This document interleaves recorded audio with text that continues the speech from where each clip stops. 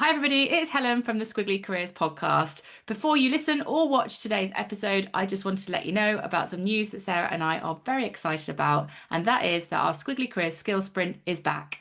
This time, we are going to be sprinting in September, and the sprint will last for a week.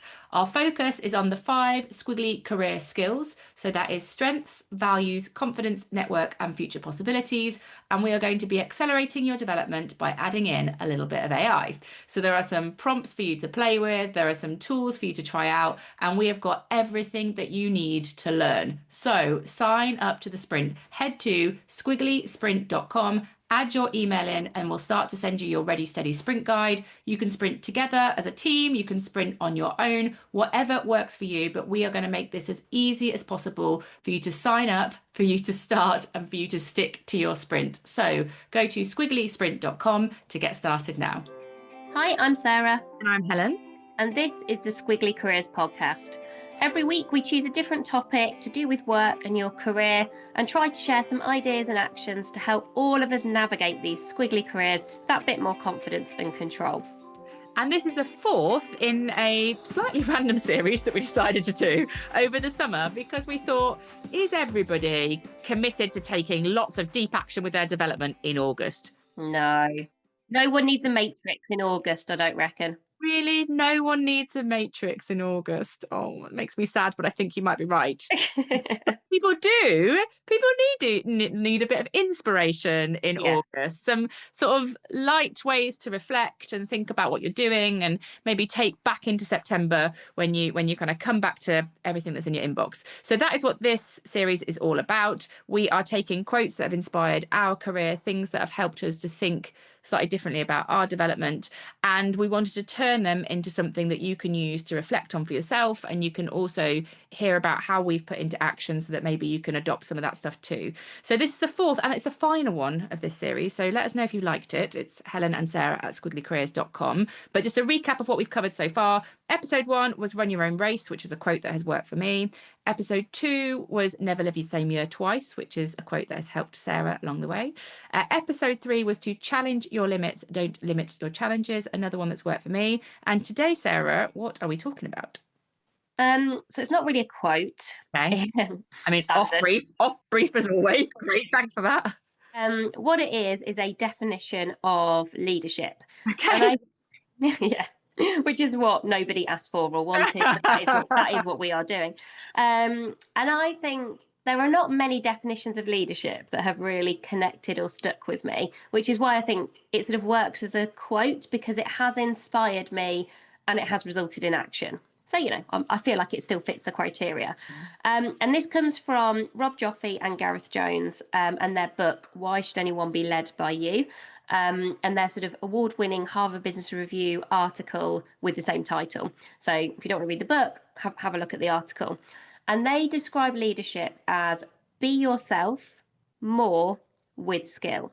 So be yourself more with skill. And for me, I just think that is a really good reflection for everybody. So yes, it was written in the context of leadership and exploring leadership, but who doesn't that apply to? We all need to kind of be ourselves more with skill in terms of how we turn up at work, how we show up, how we keep learning. So that's what we're going to explore today. What does it mean to you? That's I think the first question. If you're unpacking it in your brain, what does it mean to you and why does it resonate with you? So I think the reason it resonated was I remember reading this work and it's very clear that there is no blueprint for being brilliant. And I think that's quite reassuring. I don't have to change my personality. I don't have to become something I'm not. What I actually need to do is be a better me. Mm-hmm. I think that is actually the really important point. And I think it probably particularly connected with me because I did spend, I think, a fair bit of my career, particularly in the early days, pretending to be someone I wasn't or feeling pressure to pretend to be somebody I wasn't. So to be more extrovert than I kind of naturally am, to try and maybe have some skills that I'm not actually that good at, sort of worrying more about my weaknesses than focusing on my strengths, all of those kind of things. And I think once I started to sort of make the transition to oh, but how could I be a better me? Almost sort of accepting me, my reality, like, well, you know, this is what I'm good at. These are the strengths that I've got. Then I found that really helpful. It's much more motivating because it feels more in your gift for something that you can go away and do something with. So that's kind of the first thing. It's like, be a better me. Great. So I don't have to worry about other people. And then it's the second part is like the be yourself more with skill. It's the more with skill, I think, doesn't mean, oh, well, great, I can just turn up and be myself. Because that's the cop out. I think if you just go be yourself, the cop out is, oh, like I can behave however I want, I can do whatever I want to do. And actually, I think it's quite lazy. Is there like a specific something that you have specifically done as a result of like in your career? Do you think there is something like there was a moment where you're like, this is specifically better for me because of that I did this differently because of that statement? I think one of the things that changed for me is I started talking more openly about being introverted and actually seeing very quickly how much that connected with people who typically are also introverted. And also, it raises lots of questions because some of the work that I do, you wouldn't naturally, or sometimes people wouldn't naturally connect the work that I do with being introverted. But actually, there are lots of people who are introverted who like standing on a stage. Lots of comedians are introverted and they go and do like stand-up comedy, you know, at least like I kind of know what I'm going to present when I'm doing a big keynote or whatever it might be. And so I think it gave me permission to kind of talk about that. And then I could see the impact of me talking about that with other people. And so then it felt useful. It felt useful to do. And then I think the other thing that it prompted me to do was to think about the things that I was very uniquely good at. Like what makes me uniquely useful, and then to kind of double down on those things and go, well, just because I'm already good at them, you don't just sort of go, oh, okay, great, I've got those strengths. Actually, really think about how can I make those strengths stronger? How can I stretch those strengths? How can I use those strengths in different situations? Lots of stuff that we've talked about on the podcast before around strengths. I put loads more effort and energy into my strengths after this. And I worried a lot less about my weaknesses. Much happier to sort of let some of those things go as just things that I wasn't that good at, or to take the approach of, well, what does good enough look like, and be satisfied with that. So I think I put my learning and development kind of effort and energy more into kind of strengths, less into weaknesses. Okay, then. So let's talk about some ideas for action of work for you that you think could help other people take this quote into their work too. So action number 1 is job crafting. And there is a quote from the book that says, individuals are now architects of their own working lives. And they're talking about kind of some of the changes actually away from career ladders. And also inspired by recently as a team, we did some work with tailored thinking, the brilliant tailored thinking on job crafting, like what that looks like for us. And for people who've not come across job crafting before, because I don't think it is a super common term. I sometimes bring it up in workshops and lots of people are like, oh, what does that mean? I think it is the difference between changes in your job happening to you, which I think happens to everyone. You know, if you talk about someone's job, how many people's jobs stay identically the same year on year? Hardly anyone now. Because you're like, well, companies are changing, there's so much uncertainty. So everybody's job changes all of the time. But how many of those jobs are, those job changes are sort of intentional from you, are driven by you versus driven by other people or your organization? And so job crafting is you driving changes to your roles and responsibilities in small ways, in significant ways, usually in collaboration with your manager, with your boss, because it's often, there might be some small tweaks you can make by yourself, but typically if you're kind of doing this in a very kind of thoughtful way, you can't just go, oh, well, I'm just going to stop doing this and start doing this. You know, you need their buy-in. Yeah, because you need kind of buy-in. Also, it might have implications for other people in the team, you know, so there's like the ripple effect of that.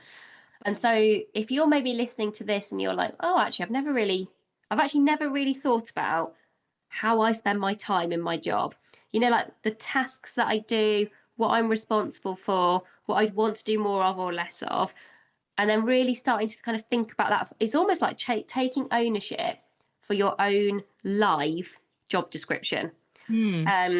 I think that is a great way to be yourself more with skill and grow in the role that you are in today.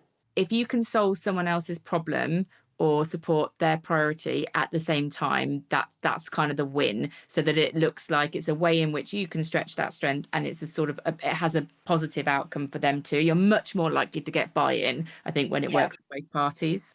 And if you want to learn a bit more, Dan Cable from London Business School, great article you can read on job crafting. I think he's great on job crafting. Okay, so number 2, what's the second thing people should do?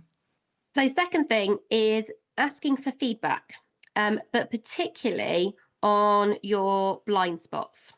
So, blind spots, things that other people can see that you can't see in yourself, often quite hard to do. So, what I wouldn't recommend is just saying to somebody, Helen, I'd like some feedback on my blind spots. I think that is a really hard question. It's a confronting question, isn't Yeah, it? and so I think we've got to be more specific. But the reason I think this is a good action on being yourself more with skill is part of being skillful is knowing what you don't know and recognizing that there will always be some things that you kind of don't know about yourself, and other people can give you some learning that you just can't achieve alone. And a better way perhaps to ask for feedback on your blind spots that we've been testing and seems to be working quite well with people is to connect those blind spots to a goal that you've got, to make it load, to give a frame for that free feedback and make it loads easier for people to answer. So I was trying to come up with some examples here to sort of bring this to life. So what I could say to Helen is, I want to be a leader. If I was thinking about leadership, I want to be a leader that gives people both the space they need and the support they need to succeed in their roles. It's really important to me that I get that right, that kind of space and support combination. What might I be missing that would help me to do that really well? And so at least then I still think it's quite hard. It's still not easy, but at least I've then said to Helen, well, this is something that's important to me. This is a goal that kind of matters to me. Or I could do it around one of my strengths. So I might say I've got a goal around, well, one of my strengths is coming up with ideas, and I love a blank piece of paper. And I want to make sure I'm using that strength in as many ways as possible to help Amazing If to do what we want to do, to make Squiggly Careers better for everybody. What do I not do that I could start doing that you think would be useful for Amazing If? I find the second framing of that question Easier. easier than the first. Like, what do I not Yeah. do? I'd be like, oh, well, we don't keep a bank of those ideas and we don't come back to them. So they either catch in the moment or we lose them. I feel like that Yeah. I could answer much more easily. And it doesn't feel like a direct critique of you. Yeah. So action 3, our final thing for people to put. I feel like these are quite hard. I'm like giving people really quite hard actions. We've built them up through this series. We've built. Right, okay. They're ready. I think you need to have some squiggly stretch. And this actually links really well, I think, to your previous episode where we were talking about kind of challenge your limits, don't limit your challenges. Because to be yourself more with skill, I think you have to put yourself every so often in an uncomfortable, uncertain new situation. Because being yourself more with skill, if you are always in the same situation, is easier. And that's okay. That can be okay for a bit. I'm not saying you need to do this all of the time, but I do think there are kind of moments where you're like, I've got to put myself somewhere different. So my examples were like side projects. That's kind of worked for me to be myself more with skill. Volunteering doesn't have to be those. Those are both quite time consuming. I think it could be volunteering for something internally. You know, a project that you don't know how to do. It could be a task that makes you feel uncomfortable, or like championing something in your team that you just think, I don't know what that looks like. But I think if you are only applying this within your sort of comfortable areas or kind of the things you already know, you're not quite doing the kind of moreness. I think to do this really well, there has got to be those moments where you do transfer your talents. And I think there are small, medium, and big ways of doing that. But if you can't remember the last time you did that, now might be a good time to start spotting those opportunities. I just think a nice way of doing that as well could be teaching somebody else, like mentoring somebody else. Yeah. you're kind of extending that strength in a slightly different Yeah. situation, and that can feel, like you were saying, not as resource intensive as starting a side project, but they're all Yeah. valid ways to do kind of that action. Yeah, I always say I love mentoring based on what people want to learn rather than the level that they're at. Mhm. And actually, if you could set up something in a community or in a company where it's like, oh, let's all share a strength, and if you want to learn that strength, let's do some kind of mentoring, that would Yeah. be a really good way to be yourself more with skill. So this is the end of Good our luck, everyone. little good luck, everyone. Well, I think we've given people lots of inspiration, lots of ideas. So we did the 4 episodes. So there's 4 kind of main themes of inspiration for people. Each one has 3 ideas. So that's 12 different ideas for action we've covered in the last couple of weeks. So hopefully lots of people to take into September to invest in their development. And if we have inspired you, do not forget that the sprint is coming. The sprint is coming in September. We will put all the links to sign up for the sprint. If you are signed up for Squiggly Careers in Action, which is our weekly newsletter, or you follow us on LinkedIn, you cannot miss that the Squiggly Sprint is coming. So please sign up for that, learn with us in September. But thank you for kind of being part of this series, and we love feedback. Helen and Sarah at squigglycareers.com. So let us know if it's useful. Let us know if you'd like us to do it again in the future. Maybe a good question.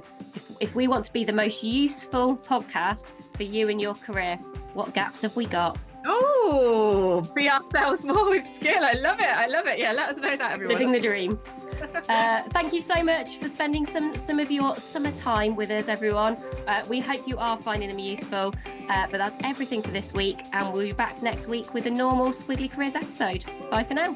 Bye, everyone.